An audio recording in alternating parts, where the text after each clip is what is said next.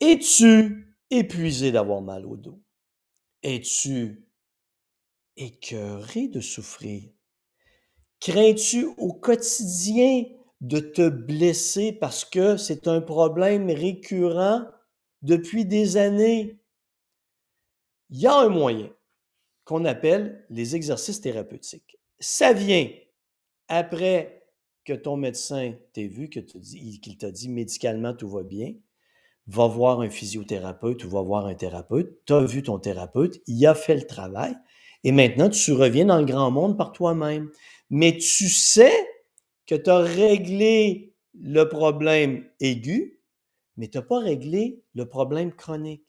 Parce que tu crains que ça revienne, tu sais que ça va craquer à quelque part dans une condition quelconque à un moment donné. C'est là qu'intervient la notion d'exercice thérapeutique. C'est quoi la différence entre exercice et exercice thérapeutique? C'est que quand tu as fini tes traitements, on va te dire, il faut que tu renforces ta musculature abdominale et ta musculature lombaire. Alors, qu'est-ce que tu fais? Tu vas dans un gym et tu fais des exercices avec des charges. Mais c'est la dernière partie. Il y en a 3 autres avant.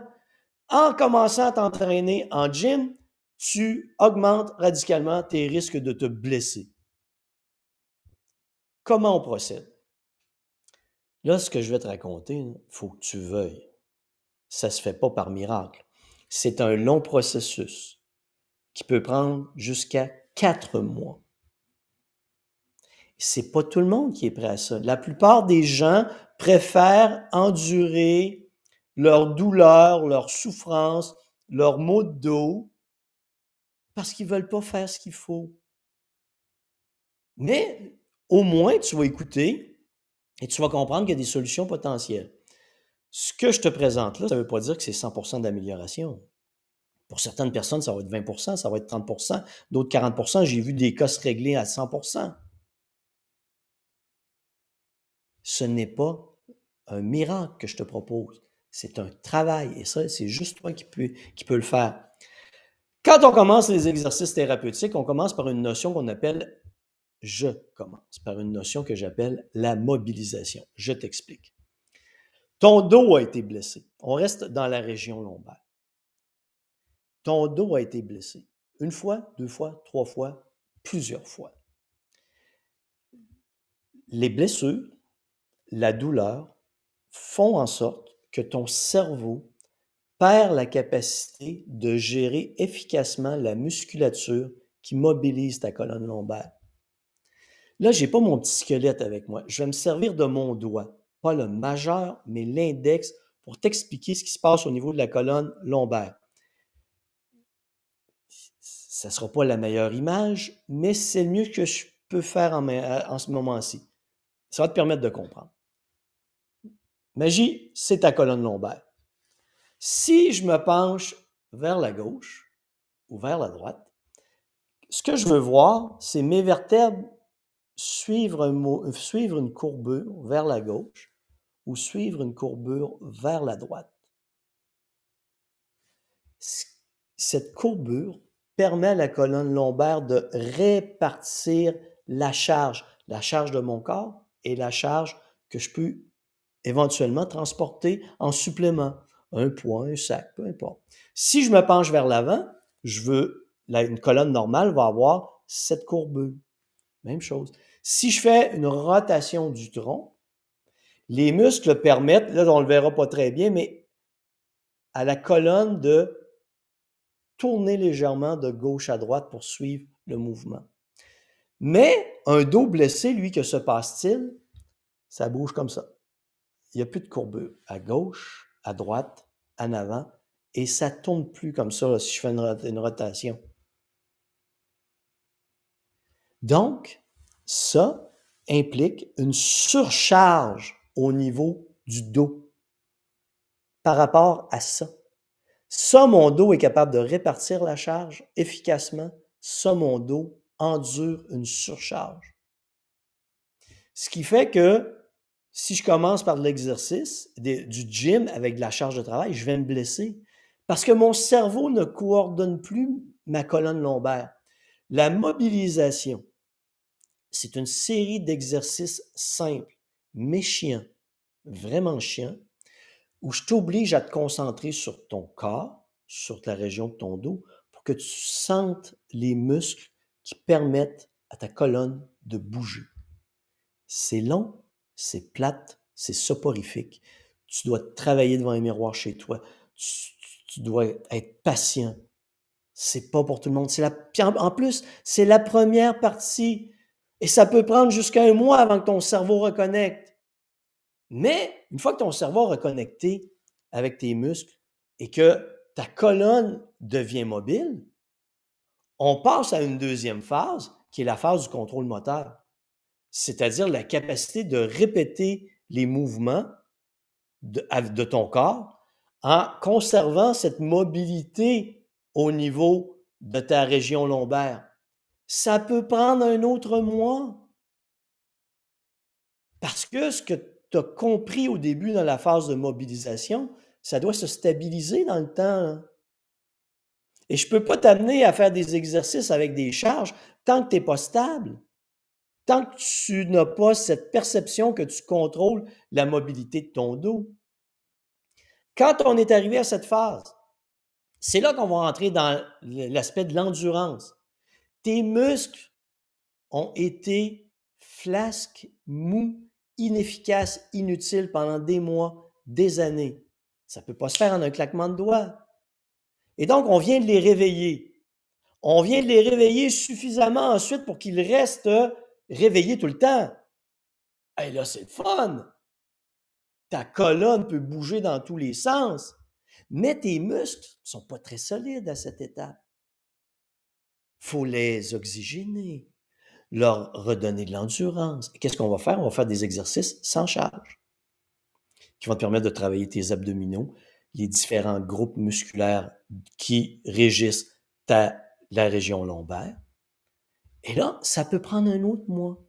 Et c'est juste à la fin qu'on rentre dans la 4e phase, qui est la phase de renforcement, où on va utiliser des charges.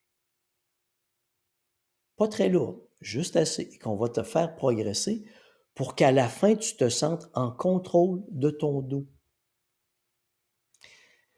L'autre aspect extraordinaire là-dedans, c'est qu'il y a une grande notion de gestion de la douleur. Quand tu t'es blessé au dos à répétition, qu'est-ce que tu crains le plus dans ta tête? Te blesser encore une fois. Alors, imagine le contexte. Ton dos a été blessé, tes muscles ont perdu de l'efficacité parce que tu as perdu cette connexion entre ton cerveau et tes muscles. Il y a une tension qui est toujours là parce que ton dos veut éviter de bouger le plus possible. C'est pour ça que tout bouge en bloc au niveau de ta région lombaire. Et là, en plus, toi, tu as peur de bouger. Cette peur rajoute une tension dans ton dos. Et au moment où tu fais un mouvement, tu accroît considérablement tes risques de te blesser de nouveau. Et à travers le processus, puisque tu reprends le contrôle de toute la musculature de ta région lombaire, qu'elle est devenue endurante, qu'elle est devenue plus forte, et cette peur s'élimine, cette peur s'en va. Tu sais comment contrôler ton dos, tu sais ce que tu peux faire, tu sais ce que tu ne dois pas faire, tu sais ce que tu dois éviter de faire. C'est un processus. C'est le seul que j'ai vu efficace à long terme.